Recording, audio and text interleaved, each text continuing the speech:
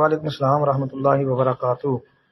لکھتے ہیں جی مفتی صاحب یہ بتائیں کہ بعد جماعت تراویح کے دور خلافت میں شروع ہوئی، کیا حضور علیہ السلام نے ماہ رمضان میں 3 بار جو پڑھائی وہ تراویح تھی یا قیام اللیل اور وہی عشاء کی نماز کے بعد پڑھی ہیں یا تہجد کے وقت؟ اچھا، بعض علماء کہتے ہیں کہ عمر رضی اللہ عنہ کے دور خلافت میں انہوں نے شروع کی اور وہ اس کو بدعت حسنہ کہتے تھے۔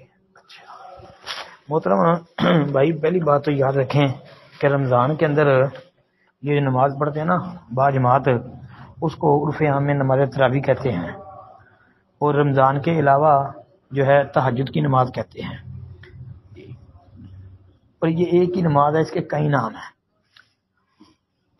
تہجد کی نماز بھی کہتے ہیں، قیام اللیل بھی کہتے ہیں، صلاۃ اللیل بھی کہتے ہیں، اور قیام رمضان بھی کہتے ہیں۔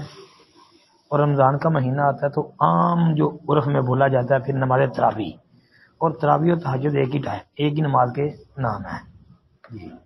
پھر نبی صلی اللہ علیہ وسلم نے جب 3 رات با جماعت صحابہ کو پڑھائی تھی تو وہ نماز تراویح جو پڑھائی تھی نا با جماعت، تو اس دن پھر نبی علیہ السلام نے رات کو الگ سے تہجد نہیں پڑھی تھی۔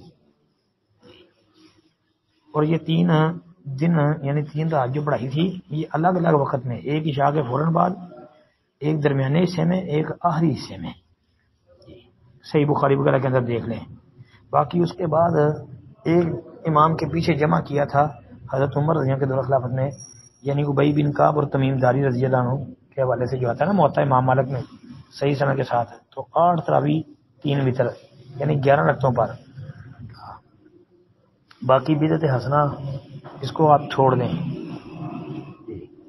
اس لیے کہ بدعت تو بدعت ہی ہوتی ہے نا، حسنہ ہو یا سیئہ ہو۔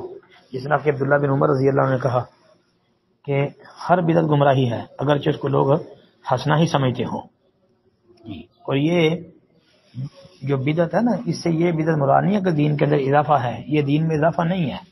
السلام علیکم ورحمۃ اللہ۔